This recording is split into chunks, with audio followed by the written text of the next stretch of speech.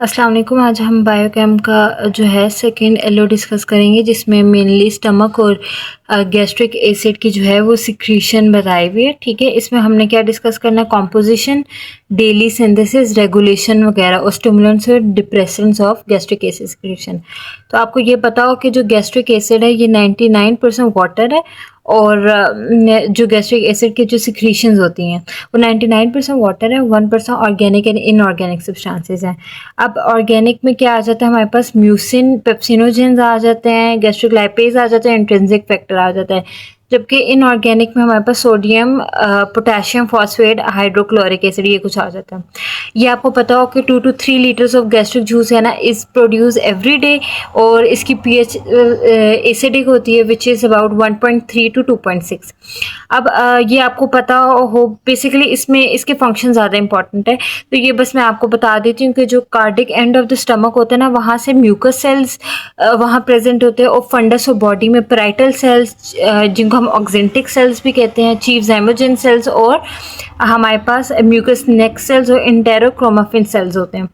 जबकि जो pyloric and होते हैं ना स्टमक का, वहाँ हमारे पास डी सेल्स होते हैं जो कि सोमैटोस्टैटिन रिलीज करते हैं, म्यूकस सेल्स होते हैं, जी सेल्स होते हैं जो गैस्ट्रिन रिलीज करते हैं, और इंटेरोक्रोमाफिन लाइक सेल्स होते हैं। ये एमसीक्यू आ सकते हैं कि जो इंटेरोक्रोमाफिन सेल्स हैं वो फंडस ऑफ बॉडी में प्रेजेंट होते हैं, जबकि जो इंटेरोक्रोमाफिन लाइक सेल्स हैं वो हमारे पास pyloric end of the stomach में प्रोड्यूस होते हैं।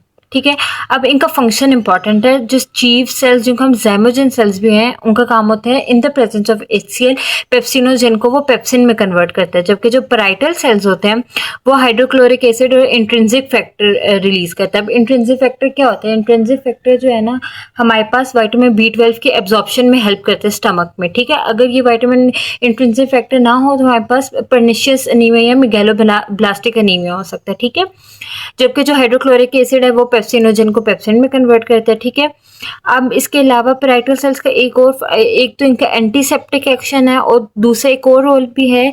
ये क्या करते हैं, ये सिक्रीटिन रिलीज करते हैं। सिक्रीटिन का क्या काम होता है, ये एक्सेस एसिड को न्यूट्रलाइज करते हैं स्टमक के। ठीक है, अब हम hormones of the GIT tract देख लेते हैं। सबसे पहला उसमें सिक्रीटिन आता है। सिक्रीटिन कहाँ से रिलीज होता है, एस सेल्स, ड्यूडनम और जियोजेनम के जो एस सेल्स होते हैं वहाँ से हमारे पास सिक्रीटिन रिलीज होते हैं। ठीक है, अब इसको सिक्रीटिन को स्टिमुलेट करने वाली क्या चीज़ है, एक्सेस एसिड स्टिमुलेट करता है सिक्रीटिन को। ठीक है, अब जो सिक्रीटिन रिलीज होते हैं तो इसके बेसिकली 3 इंपॉर्टेंट फंक्शन है। एक तो ये कि वो गैस्ट्रिक एसिड और गैस्ट्रिक रिलीज को इनहिबिट कर देते हैं। दूसरा ये कि ये बाइकार्बोनेट्स को रिलीज करते हैं। ठीक है, एसिड को इनहिबिट करके बाइकार्बोनेट्स को रिलीज करते हैं, इस तरह से ये एक्सेस एसिडिटी को न्यूट्रलाइज करता है। और जो तीसरा है, ये सेटाइटी को मेंटेन करता है। ठीक है, एपेटाइट को सप्रेस करके आपको लॉन्गर टाइम के लिए आपको फुल रखता है। तो ये सिक्रीटिन का फंक्शन होता है। तो देख लेते हैं, इसके भी 3 इंपॉर्टेंट फंक्शन है। ये सेटाइटी को मेंटेन कराता है, गॉल ब्लैडर की कॉन्ट्रैक्शन कराता है, और स्फिंक्टर ऑफ ओडी को रिलैक्स कराता है। ठीक है, कहाँ से रिलीज होता है, आई सेल्स ऑफ द ड्यूडनम से। स्फिंक्टर ऑफ ओडी क्या होता है, ये इट इज एक स्फिंक्टर है जो कि प्रेजेंट है at the junction of where the bile duct and the pancreatic duct open into the duodenum, वहाँ ये प्रेजेंट है उसके जंक्शन पे। ठीक है, अब जो है एक और हमारे एलो का ये पार्ट है कि what are the stimulants and depressants of gastric acid secretion.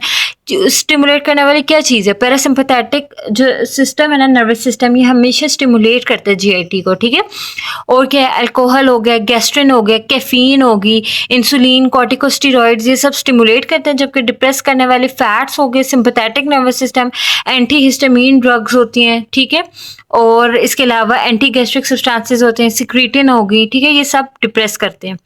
अब एक और एलो था कि स्टमक का क्या रोल है in the digestion of carbohydrate, proteins and fats.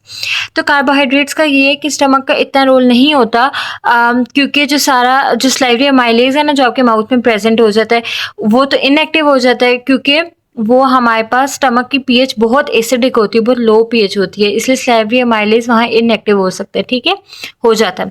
फिर हमारे पास प्रोटीन है। प्रोटीन की डाइजेशन पे ये फर्क होता है कि इसकी प्रोटीन डाइजेशन स्टमक से ही बिगिन होती है। यहाँ पे pepsinogen in the presence of HCl जो है हमारे पास पेप्सिन में कन्वर्ट हो जाता है। ठीक है, पेप्सिन का काम होता है कि प्रोटीन्स को स्मॉलर पेप्टाइड्स में ब्रेक करना और अमाइनो एसिड्स को जो है ना प्रोड्यूस करना थ्रू हाइड्रोलिसिस, ठीक है। अब जो फैट्स हैं, फैट डाइजेशन पे ये होता है कि जो हमारे पास चीफ सेल्स हैं, जो हम ज़ाइमोजेन सेल्स भी होते कहते हैं, वो क्या करते हैं, गैस्ट्रिक लाइपेज सिक्रीट कराते हैं। और गैस्ट्रिक लाइपेज का क्या काम होता है, वो ट्राइसाइल ग्लिसरॉल जो टैग्स होते हैं हमारे पास, उसको फैटी एसिड्स और ग्लिसरॉल में कन्वर्ट कर देता है, ठीक है। इसीलिए majority of the fat digestion जो है स्मॉल इंटेस्टाइन में ही होती है। लेकिन majority of the fat digestion ये स्टमक में जो है ना सिर्फ गैस्ट्रिक लाइपेज होता है, जो कि टैग्स को फैटी एसिड और ग्लिसरॉल में रिलीज कर देता है। लेकिन जो मेजॉरिटी है ना फैट के डाइजेशन वो स्मॉल इंटेस्टाइन में होती है।